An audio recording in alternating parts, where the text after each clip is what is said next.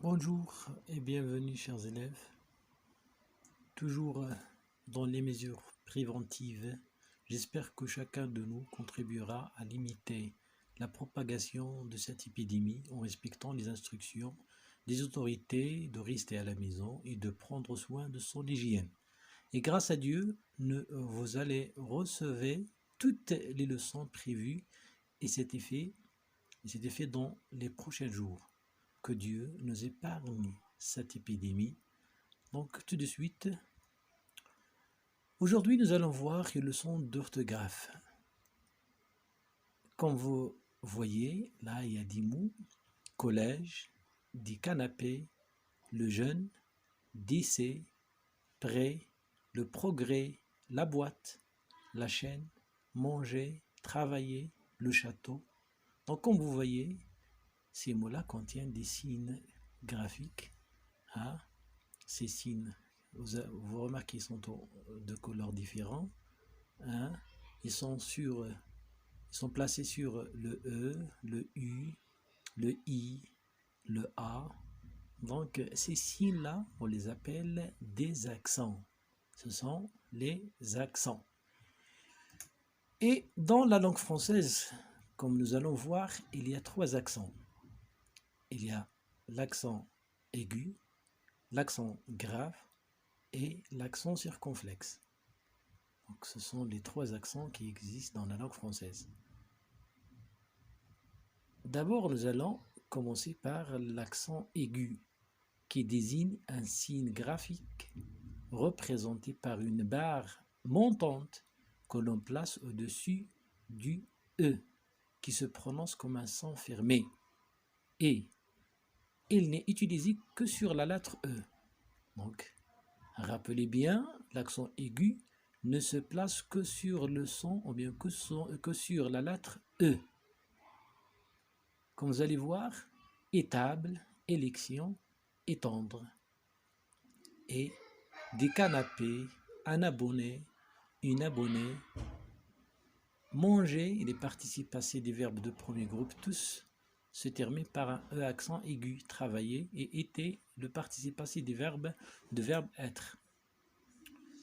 Et l'accent grave, lui, désigne un signe graphique représenté par une barre descendante de la gauche vers la droite et placé sur les voyelles E, contrairement à l'accent aigu.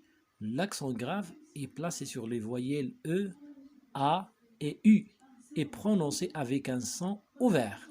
Et on le trouve généralement dans les mots qui se terminent par un S à la fin, comme après, congrès, décès, prêt, progrès, et à condition que cet S n'ait pas la marque de pluriel.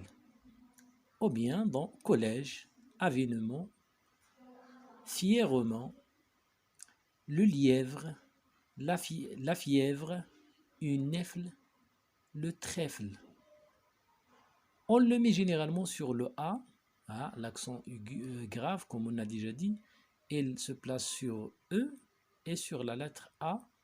Hein, quand et pourquoi généralement, on le met sur le A pour ne pas confondre A, le verbe avoir, à la 3e personne du singulier, au présent de l'indicatif normalement, et ne pas le confondre avec la préposition A. Et elle est aussi placée sur le U de où qui désigne un lieu. Puis l'accent circonflexe, enfin, elle est la réunion d'un accent aigu et d'un accent grave. Comme vous voyez, c'est comme on confond ou bien on réunit l'accent aigu avec l'accent grave. Il se place sur les voyelles A, E, I, O, U. On l'utilise sur les O, des pronoms possessifs, hein, le nôtre, le vôtre, les nôtres et les vôtres, etc. Donc, elle est placée aussi sur le O, la lettre O, des pronoms possessifs. En revanche, dans d'autres cas, on ne met pas d'accent, soit accent aigu ou bien soit accent grave, sur le E Donc, dans la première cas, lorsque la voyelle E est suivie de D, ou bien F, ou bien R, ou C, Z est la dernière lettre du mot, comme nef, clé, pied, nez. Deuxième cas, sur les voyelles E précédant une X. Dans les exemples, accent circonflexe, le sexe. Donc là, même s'il y a le son et, on ne place pas l'accent sur le E. Puis, troisième cas, sur les voyelles E précédant des consonnes doubles. Exemple, une trompette, une étiquette. Donc, lorsque le E précède des consonnes doubles, on ne met pas d'accent. Et merci pour votre attention.